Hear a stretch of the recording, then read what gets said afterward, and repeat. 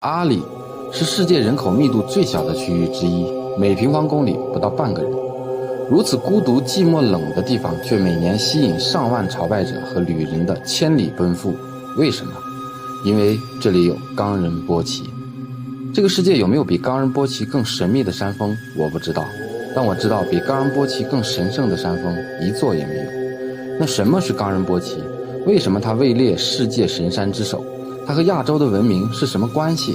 湿婆、大雄、米拉日巴和它真的有关系吗？今天我把冈仁波齐的前世今生用15分钟长视频给你完完全全理一遍，也许会颠覆你的认知。我是微叔，你的文化口粮补给站。一说起西藏，你大概会联想到转山转水转佛塔，而说起阿里，你脑海一定跳出神山圣湖。这里要转的山和神山通常单指一座山，冈仁波齐。冈指雪，仁波齐就是仁波切宝贝的意思。这个雪宝贝就位于西藏的西藏阿里。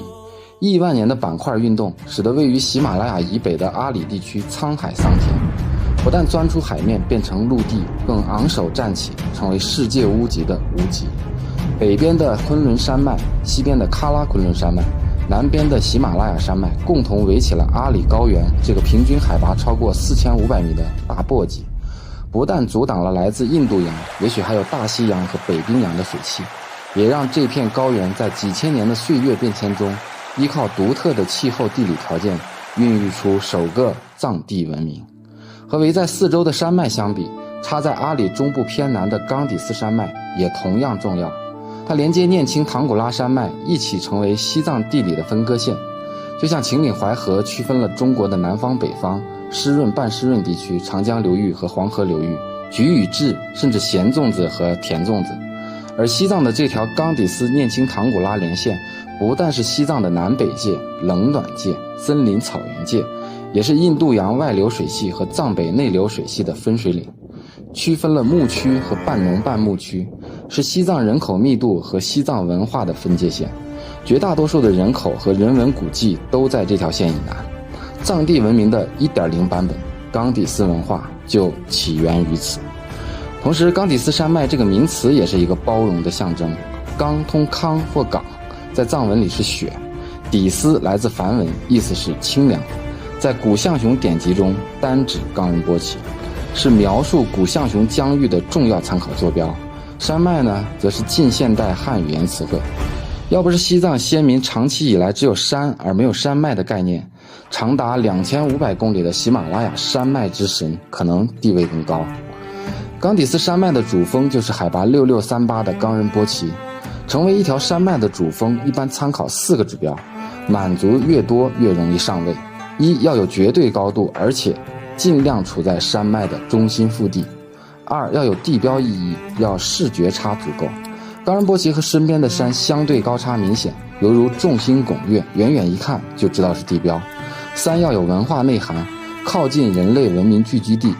普兰是阿里三维之一，也是藏族文化和宗教历史的重要节点。四，要交通便利。冈仁波齐恰好处在西藏、新疆以及尼泊尔、印度、巴基斯坦甚至欧亚大陆通商和文化交流的丁字路口。4点中了3个，冈仁波齐也当仁不让成为冈底斯山脉的主峰。而冈底斯山脉的最高峰冷布岗日虽然海拔7000多，因为交通不便不太知名，甚至给身边海拔6500多的国王峰普拉喜琼做了大臣。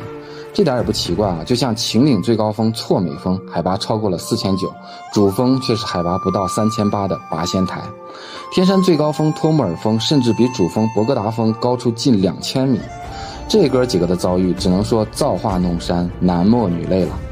说回重点，虽然冈仁波齐抢到了冈底斯山脉的主峰宝座，但它从大尺度来看，身处偏远的阿里，远离西藏的政治经济文化中心，而且比起喜马拉雅山脉的8000米家族，无论是净身高还是相对身高都没丁点优势。那它咋就成了众多宗教的世界中心，独领风骚的武林盟主，傲视群伦的神山之王了呢？我看了下书，上了下网，硬凑出9点，精心总结了9大理由，也欢迎把你的见解打在评论区。一，外在之美。从高空俯瞰，冈仁波齐和其他大部分雪山四面棱角分明的样貌完全不同。它的南面圆润如玉，拥有神圣庄严、慈悲从容的菩萨气度，而北面却陡峭林立，具有披甲戴胄、降魔护法的金刚气势。这么卓尔不凡、特立独行的气质，试问有哪个人见了会不惊艳？哪个宗教不想拉拢呢？而且山体南面巨大的酷似雍中符号的天然沟槽和四周莲花瓣一样匍匐朝拜的群山，也大大拉升了它的形式感和仪式感。独特的颜值和身材管理，也让它入选了中国国家地理的中国10大最美雪山。2. 文明之源。所有文明的出生成长离不开大河。当藏族文明的母亲河雅鲁藏布江的源头上游马泉河，印度斐陀文化和恒河文明的母亲河恒河的源头之一孔雀河，古象雄文明的发源地印度河的主要支流萨特累济河的上游象泉河，印度河文明哈拉帕文明和克什米尔文化的母亲河印度河的源头狮泉河向东南西北4个方向散去，这些河流切割出的河谷为人类的生存创造出相对宜居的条件，文明的火种也在这些河流边生根发芽，播撒四方。文明的本能之一就是顺着河流去上游寻找自己精神的根源，灵魂的栖身之所，而这4条河最终都指向了一个地方——冈仁波齐。3. 宗教之光。冈仁波齐是雍中本教、藏传佛教、印度教、耆那教共同认定的世界中心或者宇宙中心。但是请注意啊，它不是字面的地理的或者物理的中心，而是深层次的思想的世界观的中心。它是众多宗教无上的精神图腾，也是雪域文化至高的文化符号。全世界很多民族和宗教都有精神图腾，但更多是围绕人文圣迹所在地，比如耶路撒冷的圣殿山。受环境和教义影响，3大一神教对自然崇拜其实并不上心，所以放眼全世界，再也没有哪座山单凭自身就能获得如此广泛的影响力，覆盖几大宗教10几亿的信徒。4. 本教之魂。早在公元前3000年前，冈仁波齐周围就产生了西藏远古历史中最重要的象雄文明，而早期以自然崇拜为本的本土宗教本教是象雄的国教。传说中原始本教的出世之神古基芒盖幻化成白牦牛下凡的落脚点，以及雍中本教祖师敦巴辛饶米沃的出生地就是冈仁波齐。它是象雄王国的魂山，本教早期的360位神明住在这里。它也是本教3界世界宇宙观的中心，是下凡或升天的天梯，是万山之王，更是藏族文明的源头卫摩龙人所在地。所以冈仁波齐是本教最根本的神山，没有之一。5. 佛教之姓。公元840年，吐蕃文明终结者末代赞普朗达玛灭佛，导致天下大乱，吐蕃政权随之瓦解，从此进入长达100多年的小邦混战。佛教在西藏的传播陷入停工，前弘期结束。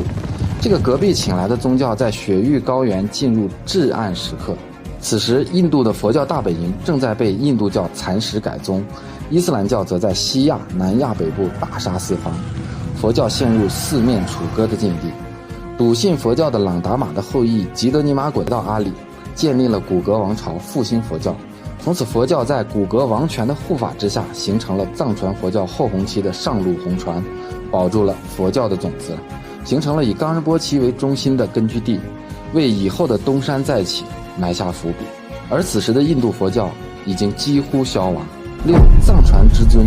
冈仁波齐被佛教认定为象征宇宙中心的须弥山，位列藏传佛教4大神山首席，而藏传佛教修行密宗为主的噶举派尤其重视冈仁波齐，认为密宗5大本尊之一的胜乐金刚就住这儿。历史上直贡噶举派曾有5万多人在此修行的壮举，而转山的路线和沿途的寺庙基本都是噶举派开创的。为什么噶举派这么重视呢？因为传说冈仁波齐是噶举派的祖师米拉日巴和本教大师纳若本琼斗法胜利才抢到手，成为佛教的神山的。为了纪念这场争斗的胜利，山下的湖泊也改名为永恒不败的碧玉湖马旁雍措。7. 湿婆之宅。在印度传说中，冈仁波齐是恒河的源头，是万水之源。印度教3大主神中最强大、拥有最多信众的毁灭和创造之神湿婆，和他媳妇雪山神女帕尔瓦蒂住在这里。湿婆被印度教大自在天派和性力派奉为宇宙最高之神，同时它也是佛教中的大自在天以及密宗的护法神大黑天。这点大家不要奇怪，宗教争斗历来如此，喜欢收编别家的神来抬高自己。比如佛祖释迦牟尼呢，在印度教里面就是毗湿奴的12个化身之一，耶稣基督呢，在伊斯兰教和犹太教里呢，也只是众多的普通先知之一。8. 耆那之根。冈仁波齐被认定为耆那教的第24祖，也是最后一位祖师，也是创教者大雄得道的地方。大雄的意思是战胜情欲的英雄，而耆那教是印度轴心时代的众多沙门思想中品牌价值唯一可以和佛教较劲的外道之一。目前教徒还有400多万，是典型的自律、苦行、戒欲、不杀生的代表。部分教义思想呢和小乘佛教有点像，时间原因我们就不展开了。9. 冈措之首。神山旁边有湖泊相伴的地形叫冈措，在藏族同胞心里是1+1远远大于2的神圣组合，比如念青唐古拉山和大木措，乃钦康桑和羊卓雍措，库拉岗日和普莫雍措，达果神山和当尔雍措等等。而冈仁波齐身旁的马旁雍措是西藏3大圣湖之首，这就不是简单的相互辉映，而是打包捆绑后的盖世无双了。神山圣湖双剑合璧，谁与争锋，谁又敢争锋？叠了这么多重 buff， 一代神山之王就自然而然的横空出世，理所当然的傲视天下了。都看到这儿了，辛苦大家点个赞，咱们再坚持一下，也给大家多补充一些冷知识和负责任的猜测。这段不建议略过，主要是让咱们的神山之王呢更立体一点，更亲民一点。1. 狮泉河、象泉河、孔雀河、马泉河这4条河按地理划分，前2条发源于冈底斯山脉，后2条发源于喜马拉雅山脉。2. 有些人说山体北边阴冷却没有雪，南边向阳面却大量积雪不化，太神奇了。其实说穿了就是太陡了，臣妾挂不住啊。3. 关于米拉日巴和纳若本琼争夺冈仁波齐的佛本斗法这件大事儿，于16世纪面世的米拉日巴传早期版本中没有提到，传记中米拉日巴一生都围绕今天的日喀则和山南展开。米拉日巴10万道歌倒是有提及，但几百年来不断增补，已无法考证啥时候加入的。4. 藏区大部分神山都有山神，或者说山被人格化了。神山一般来说是山神的居住地，但冈仁波齐没有山神，是其他神的住所。5. 很多文章和视频都把瑞斯巴哈纳刹作为耆那教祖师大雄的真名，但都仅限于互联网上和冈仁波齐有关的内容。在印度史或印度宗教史、文明史之类的史书里，都称他为伐陀摩那，30岁出家，一路裸体乞讨，苦行12年，在恒河边的小村庄的沙罗树下得道，之后在恒河下游传教30年。所以基于历史文献，无论是时间、财力还是气候条件，都无法支持他到冈仁波齐修行得道。中国只有海南和西双版纳才适合耆那教徒生存。6. 三哥家的史诗《罗摩衍那》和《摩诃婆罗多》以及《斐陀经》中，冈仁波齐既不是宇宙中心，也和湿婆没啥联系。他的英文名称 Kailas 在史诗中有时候就是单纯的雪山的意思，有时候指代一个虚化的精神理想或文化符号的概念，是个虚词。但史诗中倒有不少湿婆在喜马拉雅山修行的故事。事实上，冈仁波齐这个地名在三哥家有4个。62年打印后，关闭边境的20年里，三哥一般去另外3个冈仁波齐朝圣。而首次提出湿婆居住在冈仁波齐的是1913年的文献马纳萨坎达。7. 有本书《西藏的西部与英国边境》，是印度地方官英国人谢林1906年出版的游记。书中第一次提到冈仁波齐是佛教徒和印度教徒的天堂，是印度教徒能前往的最神圣的终极朝圣地。据一些老外的学者分析，作者主要想吸引能读懂英文的印度中产或新兴印度教徒朝圣，发展当地的基础设施和贸易。现在很多县城认领名人出生地，打造文旅 IP， 基本就是同一个套路。书中甚至宣称这里是受英国政府管辖保护的地区，很安全，可见这厮当时还有领土野心。后来的印度政府甚至曾舔着脸要求就冈仁波齐的归属和中国政府谈判。8. 西藏古代历史很多是佛教高僧所写，高僧们不可能都能保持理性，没有立场来写，造成了今天的藏族文化历史和宗教传说之间纠葛不清，争议这么多，就看你信谁的。补充这8条的目的呢，是给大家多几个视角，力图还原一个真实的冈仁波齐。我不想挑战任何信仰，也无意否定朝圣的精神力量，只想表达我对这座山峰迷恋的同时，保持理性的向往。没有盲目的崇拜，更不想破坏它在所有人心目中的形象。而关于香巴拉之门、时空之镜、登山队、4个6、世界轴心、金字塔、地球顶轮以及切末等等涉及到这座山神秘学的东西，请原谅我不懂，也无意探究。如果大家对转山感兴趣，我会出一个详细的转山朝圣的攻略。想要发掘深度一点的219沿线的小众秘境，包括神山圣湖，可以到橱窗里看看。最后的最后呢，给大家分享一段关于冈仁波齐的优美的文字，结束我们今天的浪漫之旅。冈仁波齐在寒冷的月光下闪烁，永恒而且难以捉摸。看客们以为它是为朝圣而设，但它更像一面镜子，投射每个人的神性灵光。除了石头和冰雪，它本身没有更多，但通过对它的凝视，它给予你的一瞥，也许刹那间成为无限和永恒。每个人的一生就是一场朝圣，也许只要过好此生，就能到达你心中的冈仁波齐。